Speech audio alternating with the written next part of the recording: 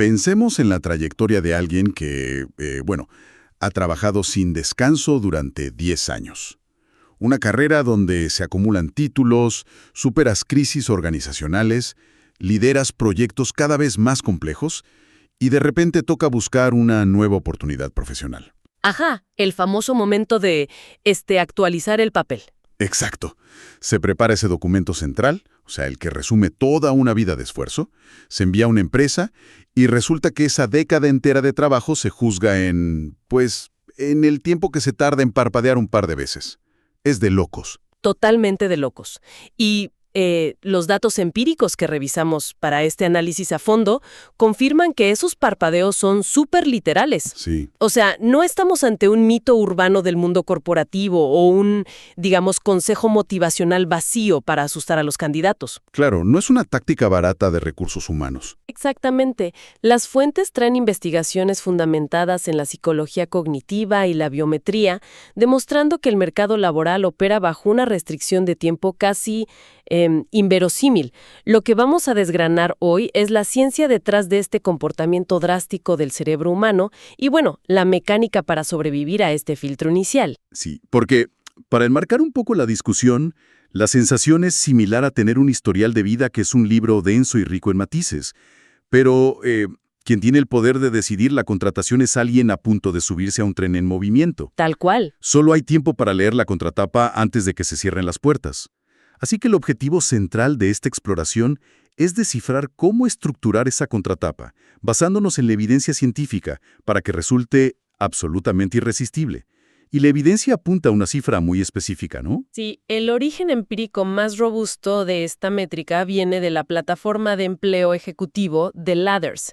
En 2012 publicaron un estudio que de verdad sacudió a los departamentos de reclutamiento y luego lo actualizaron con una metodología aún más precisa en 2018. Ajá. Y lo interesante es que no mandaron encuestas preguntando a los reclutadores cuánto tiempo creían que leían.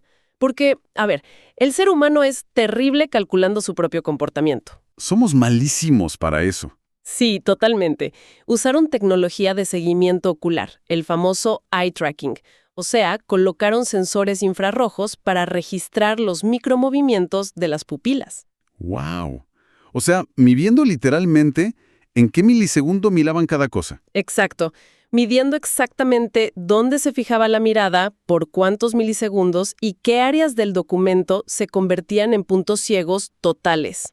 La actualización de 2018 mostró un incremento marginal a 7.4 segundos.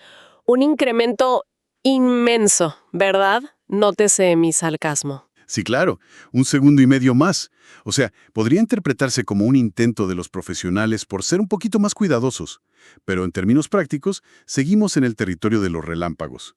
7 segundos no alcanzan para leer ni un solo párrafo con comprensión profunda. Es que el objetivo biológico en esa fase no es la comprensión profunda, sino el triaje visual. Los mapas de calor del estudio demostraron que casi el 80% de esos escasos segundos se concentra en zonas extremadamente predecibles. ¿Qué zonas miran exactamente? Pues el nombre en la parte superior, el título profesional actual, el nombre de la empresa más reciente, las fechas de inicio y fin para calcular la longevidad y algunas palabras clave dispersas que coincidan con la vacante. Ya. El resto de la página, o sea, los párrafos densos detallando responsabilidades secundarias, recibe 0 fijaciones oculares. 0. Es brutal. Pero a ver, si la atención humana es un recurso tan escaso, tiene sentido que opere así ante la saturación. Un profesional que recibe 1000 postulaciones para una vacante colapsaría por fatiga cognitiva si intentara leer cada palabra. Exactamente. El cerebro es una máquina diseñada para conservar energía. Entonces abandona la lectura comprensiva y entra en modo de escaneo puro. Activa lo que en psicología cognitiva conocemos como heurísticas. Que son como estos atajos mentales, ¿no? Sí, básicamente algoritmos mentales de atajo. En Occidente, por nuestra forma de lectura, este atajo visual toma formas muy específicas, típicamente documentadas como el patrón en F o el patrón en Z. Ajá. El ojo se ancla en el margen superior izquierdo, hace un barrido horizontal rápido hacia la derecha, pierde impulso, retrocede bruscamente en diagonal hacia abajo y a la izquierda, y vuelve a intentar un barrido horizontal un poco más corto. La mirada va saltando buscando formas familiares. Oye, pero la implicación de ese patrón en F me genera ciertas reservas sobre la eficacia del modelo. Claro, hace mucho ruido. Sí, porque si el escaneo funciona bajo esa geometría tan estricta, la consecuencia lógica es que el sistema premia desproporcionadamente el diseño visual por encima de la sustancia técnica. Sí, sí. O sea, alguien con una competencia brillante, pero con un diseño donde la información vital cae fuera de las barras horizontales de esa F, pasaría a ser invisible.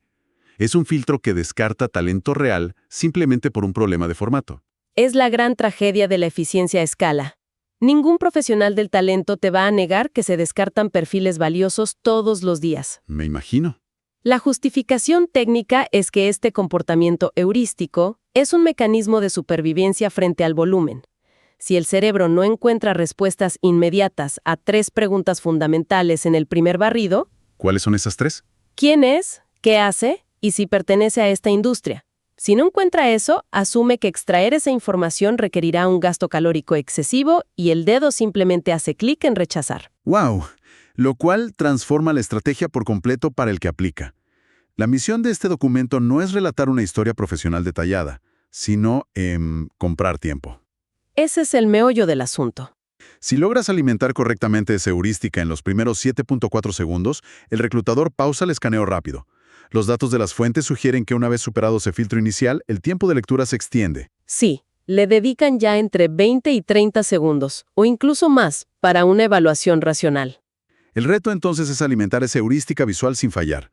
Y la optimización empieza en la parte más crítica, el tercio superior de la página, donde ocurre la primera fijación ocular fuerte. Donde cae la primera barra de la F. Exacto. Las recomendaciones apuntan a un encabezado contundente. Más allá de un nombre claro, la clave radica en incluir un tagline o titular de valor inmediatamente debajo. Y este concepto del tagline actúa como un ancla cognitivo fenomenal. En lugar de usar un título genérico que obliga al reclutador a adivinar tu nivel, la información se condensa. Sí, le das la vuelta a la frase pasiva. Claro, porque un título como ingeniero de software es pasivo. Pero si lo transformas en ingeniero de software especializado en optimización de bases de datos que reduce costos operativos, de repente, en una sola línea que cabe perfecto en el primer barrido, entregaste contexto, disciplina y el retorno de inversión. Totalmente. Y el siguiente punto de contacto visual, al bajar la mirada, es el resumen profesional.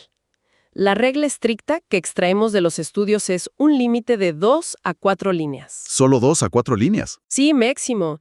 Y la razón detrás de esta brevedad no es solo el espacio físico, sino la carga cognitiva. El cerebro rechaza los bloques de texto grises e impenetrables.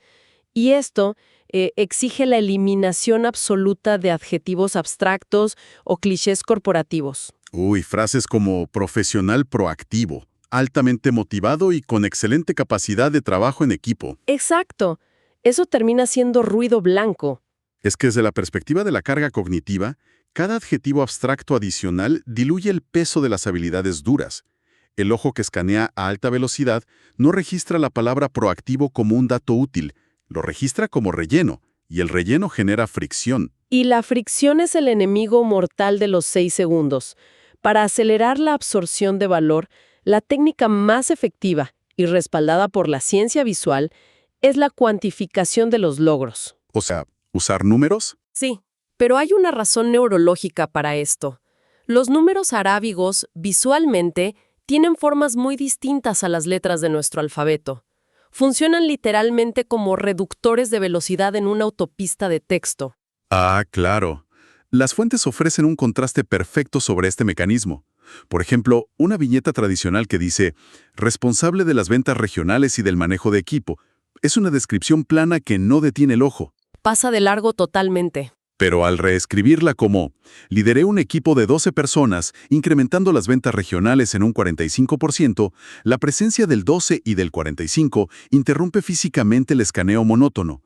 Obliga a la pupila a detenerse para procesar el dato. Es una táctica brillante. Una analogía recurrente en los textos propone pensar en este documento como un anuncio de 6 segundos en el Super Bowl. A ese nivel de costo. A ese nivel de costo por milisegundo, tal cual. Nadie invertiría tiempo en una introducción lenta o detalles irrelevantes. El impacto debe ser frontal. Y para medir esto empíricamente, los investigadores proponen el llamado test del amigo. El mecanismo de esa prueba es fascinante por lo brutal que resulta. ¿Sí? Se le entrega el documento a una persona de confianza que no sea de tu industria. Se cronometran exactamente 6 segundos de observación, se le quita el papel y se le pide que nombre 3 datos concretos que recuerde. ¿Y si falla? Si la persona no logra articular el título profesional, una habilidad clave y un logro numérico, es la confirmación empírica de que la jerarquía visual del diseño fracasó. El ojo se perdió en los lugares equivocados. Así de simple. Pero, oye, hasta aquí hemos operado bajo la suposición de que el documento llega a los ojos de un ser humano, y el análisis nos obliga a introducir el bendito filtro tecnológico. Los famosos sistemas ATS. Exacto, los sistemas de seguimiento de candidatos. En el mercado actual, la inmensa mayoría de las organizaciones medianas y grandes utilizan este software para el primer filtrado, o sea, antes de que la psicología humana entre en juego, hay que superar a la máquina. Y entender cómo lee este software cambia las reglas del juego. Tratar de que un ATS analice un documento diseñado con columnas complejas o cuadros de texto flotantes es como meter un periódico en una trituradora de papel y pedirle a alguien que lea la noticia revisando las tiritas de papel. Sí. El software no entiende la maquetación espacial para nada. Usualmente convierte el archivo a texto plano. Lee linealmente de izquierda a derecha, de margen a margen. Claro. Entonces, si el nombre de un cargo está en la columna izquierda y la fecha está en la columna derecha, el texto plano los fusiona en una sola línea incomprensible. Y ahí radica la paradoja del diseño moderno. Un documento excesivamente estético, optimizado para agradar al ojo humano, suele ser ilegible para el algoritmo. La máquina no procesa barras de progreso visuales, busca cadenas de texto específicas, palabras clave exactas. Palabras que hagan match con la vacante. Exacto. Si el sistema no puede extraer la cronología laboral por culpa de un formato recargado, la candidatura es descartada automáticamente sin que un humano se entere de su existencia. Qué frustrante. Y hablando de elementos que generan un rechazo inmediato, los textos documentan otras trampas mortales que te aniquilan incluso antes de que empiece el humano. Los errores tipográficos lideran la lista. Sí, universalmente. Un solo error de tipeo, en un entorno hipercompetitivo, se interpreta como falta de rigor. Fin del escaneo. El documento se archiva directo a la papelera. Otro factor es el espacio físico. La inclusión de experiencia irrelevante que no aporta a la posición actual, simplemente consume tu presupuesto visual. Si postulas a una posición senior en ingeniería de datos, incluir tu trabajo de medio tiempo vendiendo zapatos hace 15 años diluye tu experiencia. Por eso la regla de oro que mencionan es de 1 a 2 páginas como límite absoluto. Y ojo, el ecosistema no termina en el documento estático. Las fuentes enfatizan muchísimo la integración con plataformas digitales, sobre todo LinkedIn. Claro, porque si el reclutador pasa los 6 segundos y decide investigar más, se va a ir directo a la red profesional. Ya allí, la lógica de la economía de la atención se mantiene igualita. El titular bajo tu foto cumple la misma función que el tagline del documento. Y la sección acerca de debe enganchar al lector en las primeras 2 líneas antes de obligarlo a hacer clic en ver más. Ahora, cuando observamos toda esta confluencia, la presión de tiempo humana y el filtrado automático, emerge una discusión ineludible en los materiales fuentes sobre las implicaciones éticas de evaluar talento así. Sí. Es que la biología humana nos advierte que, cuando el cerebro opera bajo presión extrema y fatiga, recurre a heurísticas que a menudo están cargadas de sesgos inconscientes. Es un mecanismo inevitable. Al no poder leer a profundidad, tu cerebro rellena los vacíos de información con suposiciones o estereotipos. Exacto. En un margen de 6 segundos, quien revisa podría inferir tu edad basándose en la fecha en que te graduaste o sentir, digamos, una reacción de afinidad o distancia ante un nombre que denote cierto origen demográfico. Y todo esto pasa en el subconsciente, mucho antes de evaluar tus logros técnicos. ¡Qué fuerte! Por esta razón, los análisis apuntan a soluciones estructurales como el reclutamiento a ciegas, el blind recruitment, ¿verdad? Así es. Departamentos corporativos han comenzado a implementar sistemas que enmascaran automáticamente los nombres, las fechas que revelan edad, el género y hasta las universidades durante esa fase de escaneo inicial. Buscan forzar a que el análisis se ancle solo en métricas de rendimiento y habilidades verificables. Exacto, mitigando el impacto del prejuicio rápido. Pero, a ver, la implementación tecnológica para el reclutamiento a ciegas plantea una interrogante crítica sobre la inteligencia artificial. Si la respuesta de la industria ante este cuello de botella humano es delegar aún más el filtrado inicial a los algoritmos, existe un riesgo sistémico gigante. Sí. Porque si los modelos de IA se entrenan usando los datos históricos de las empresas, y esos datos reflejan décadas de decisiones tomadas bajo los sesgos rápidos de los que hablamos, ¿no corremos el riesgo de que la automatización simplemente codifique y ejecute esos prejuicios a la velocidad de la luz bajo una falsa apariencia neutral? Ese es el riesgo de las variables proxy, y es uno de los temas más debatidos en la ética algorítmica hoy. Una inteligencia artificial podría no conocer el género de un perfil porque está oculto, pero podría aprender a penalizar cierto vocabulario que se correlacione estadísticamente con un género u otro. ¡Wow! La automatización del sesgo. Es el lado oscuro de buscar eficiencia extrema. Sin embargo, los investigadores también plantean una vía alternativa súper interesante. ¿Cuál es? Que en lugar de usar la IA exclusivamente como una guillotina para descartar cientos de perfiles en milisegundos, su capacidad de procesamiento podría usarse para sintetizar el valor de cada postulación. O sea, que procese la avalancha de datos y le entregue a la persona encargada un análisis estructurado y súper limpio. Exacto. Así le devuelve el tiempo necesario para dedicar, 10 minutos de lectura consciente a cada prospecto prometedor. Eso redefine el papel de la tecnología por completo. Pasa de ser un mecanismo de descarte a un amplificador de la capacidad humana. Y me encanta, porque el consenso entre las fuentes es que superar la regla de los 6 segundos es solo el primer paso. El documento inicial es la llave para la entrevista. Pero a largo plazo, el verdadero éxito no se basa en el impacto visual de un escaneo en Z. Para nada. El talento profundo desafía la brevedad siempre. Las competencias que de verdad sostienen la innovación son complejas de cuantificar en un primer vistazo. Totalmente. Hablamos de la capacidad de adaptación ante crisis, la resiliencia tras el fracaso de un proyecto o el compromiso real con el upskilling. Esas narrativas requieren tiempo y conversación humana para ser evaluadas correctamente. Así que, a modo de cierre, creo que la métrica de los 6 o 7 segundos no debe interpretarse como una injusticia del sistema ante la cual, claudicar. Debe entenderse como una descripción mecanicista de cómo opera nuestra biología bajo sobrecarga de información. Sí. Entender esa fatiga cognitiva del evaluador, la geometría visual de la lectura rápida y las limitaciones de los algoritmos te proporciona una ventaja táctica invaluable en este mercado. Al final es una cuestión de empatía cognitiva hacia quien está abrumado del otro lado de la pantalla. Tienes que usar los números arábigos como anclajes, reducir adjetivos abstractos y mantener una arquitectura limpia que el software pueda digerir. Todo esto para ganar el derecho a una lectura secundaria de 30 segundos que finalmente te abra la puerta a una interacción humana. Pero, y con esto me gustaría cerrar, esta intersección entre escaneo ocular y software abre la puerta a un escenario futuro increíble. Si los algoritmos continúan su expansión hacia un análisis semántico casi instantáneo, integrando fuentes masivas de datos, el concepto tradicional del currículum podría tener los días contados. ¿A qué te refieres? ¿Que la regla de los 6 segundos ya no se aplicaría a un PDF que mandamos activamente? Exactamente. Imagina que la ventana de evaluación rápida se aplica a la totalidad de tu huella profesional digital. Sistemas capaces de evaluar continuamente tus repositorios de código, lo que publicas en foros, tus patentes y tu red de contactos, generando una calificación dinámica de talento en tiempo real. ¡Wow!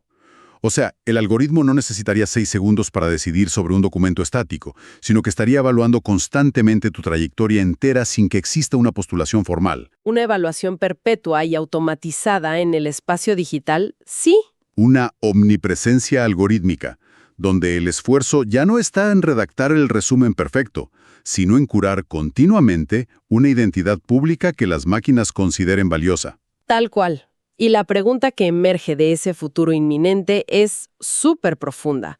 Si la tecnología avanza hasta el punto de procesar y juzgar nuestra vida laboral completa en el tiempo que le toma a un servidor cruzar datos, ¿estamos preparados sociológicamente para un modelo donde el escrutinio sobre el talento sea absoluto, constante y sin filtros? Es una reflexión que lleva el concepto de la primera impresión a un terreno completamente distinto y un poco escalofriante. Agradecemos profundamente a quienes nos acompañaron en este análisis a fondo. Esperamos que el desglose de estos mecanismos no solo haya brindado estrategias tácticas para navegar el mercado actual, sino también un marco más amplio para entender hacia dónde se dirige la toma de decisiones. Queda esa última interrogante tecnológica flotando para el análisis individual de cada quien. Nos encontraremos en la próxima exploración.